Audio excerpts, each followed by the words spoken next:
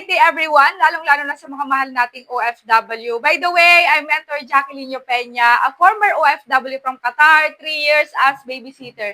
Nung nakita ko tong negosyo, pareho mo, hindi ko kakilala ang nag-share sa akin nito.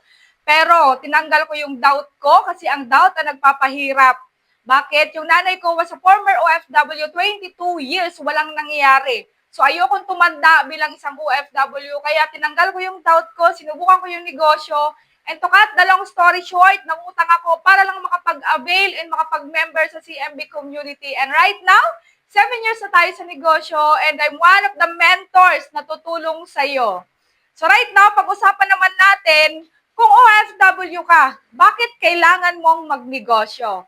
Bakit? Kasi kung OFW ka, meron kang tinatawag na pangarap. Ibig sabihin, kaya ka nag-OFW kasi meron ka at marami kang dreams. 'Di ba? Yung dreams na yon is para sa family mo. Ano ba yung mga example ng mga pangarap mo? Una dyan, mabigyan ng magandang buhay ang pamilya mo, mapagtapos sa pag-aaral yung anak mo, or magpatayo ka ng sarili mong bahay. Kaya lang, kung OFW ka at kumikita ka ng 20,000 per month, that is not enough. Lalong-lalo na kung lahat yan pinapadala mo sa pamilya mo. Since na lahat yan, pinapadala mo sa pamilya mo, ibig sabihin, di ba, umaasa sila sa'yo. Ibig sabihin, wala silang ibang pinagkukunan kundi ikaw. So, right now, earning 20,000, hindi siya sapat. Kaya ang nangyayari po niyan, wala kang savings. Ang pinakamalupit doon, since na wala kang savings, whatever happened to you, mawalan ka ng trabaho, magkaroon ng insidente or hospitalization, hindi naman natin sa inihingi. Pero again, hindi natin alam kung anong pwede mangyari tomorrow, the day after, or next year. Pero kung wala kang savings, kawawa ka. Diba? Bakit? Sa'yo umaasa yung pamilya mo, pag wala kang savings, ang mangyayari niyan, mababaong ka sa utang. Yes! At pag nabaong ka sa utang, tatanda kang nagtatrabaho dyan sa ibang bansa. Okay? Tatanda ka na nagbabayad ng utang. What if magkaroon ng emergency? Emergency sa pamilya mo or emergency sa'yo. Ang pinaka-worst doon, pag ikaw ang nagkaroon ng emergency, mawawalan ka ng trabaho, ibig sabihin, pag nawalan ka ng trabaho, puto lang suporta sa family mo. E paano? Since nawala kang savings, nagkaroon ng emergency, yung pamilya mo ngayon, di ba, na ospital, meron na namang isang buhay ang hindi naligtas dahil lang sa wala kang emergency fund and wala kang savings. So, anong gagawin mong paraan? Siyempre, mangungutang ka. And since na nangungutang ka, siyempre, babayaran mo yan. So, siyempre, since nababayaran mo yan, yung 20,000 na kinikita mo, di ba, magkano na lang ang napupunta sa pamilya mo? Ibig sabihin, kaya maraming OFW ang tumatanda sa ibang bansa, whether they like it or not, hindi makauwi ng Pilipinas, kasi pag uwi ng Pilipinas, hindi nila kikitain dito yung kinikita nila sa ibang bansa. Ang pinakamalungkot pa nito, pag ikaw nawalan ka ng trabaho, di ba? Yung mga pangarap mo, unti-unti na siyang nawawala. Bakit? Wala kang savings. At yung pamilya mo na umaasa sa'yo, pinaka-worst. Di ba? Unti-unti ka nang nakakalimutan. At ang masakit pa nito, pag uwi mo, di ba, hindi ka nakakilala, hindi ka na mahal kasi wala ka nang kinikita. And ang pinaka-worst nito, di ba, wala kang savings. And since na wala kang savings, pag uwi mo ng Pilipinas, di ba, wala kang dadatnan. Kaya right now, napaka-importante na kung OFW ka, kailangan mo mag-negosyo.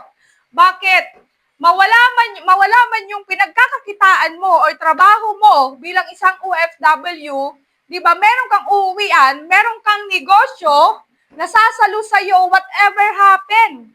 And what if, sa 20,000 na kinikita mo, half nito is ilagay mo sa negosyo. Okay? 10,000 sa family mo, 10,000 sa negosyo. Habang may kakayanan ka pa, habang kaya mo pa magtrabaho, habang may pera ka pa para magnegosyo dyan sa ibang bansa. Bakit? Kailangan mong isipin yung sarili mo kasi when it comes to emergency, okay? When it comes to emergency, ikaw yung kawawa, ikaw yung mawawalan kasi sa'yo umaasa yung pamilya mo, mababaon ka pa sa utang. Pero kung meron kang negosyo, portable business, na kaya mong gawin habang nandyan ka, di ba? Hindi ka mababaon sa utang, magkakaroon ka ng savings, magkakaroon ka ng emergency fund at the same time. Kung kumikita ka ng 20,000 sa pagiging OFW, sa negosyo, sabihin natin, kumita ka din ng 20,000 per month, meron kang tumataginting na 40,000 per month, makakapag-save ka na niyan.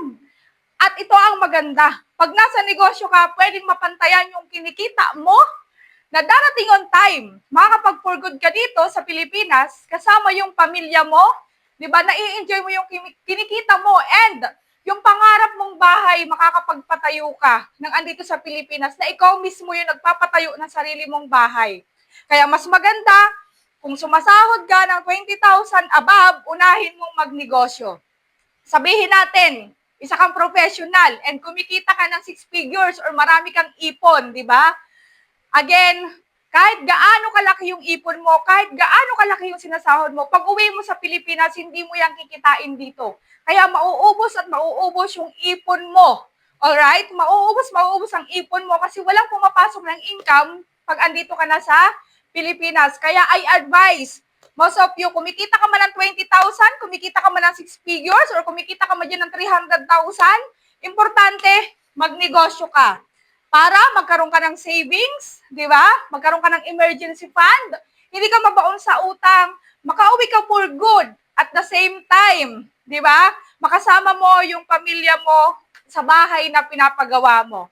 So again, my name is Mentor Jackie and I know natuto ka, and right now, i-grab mo na yung opportunity kung sino man ang nag-share sa'yo ng video na to. Congratulations, isa ka sa magbabago ang buhay this 2026.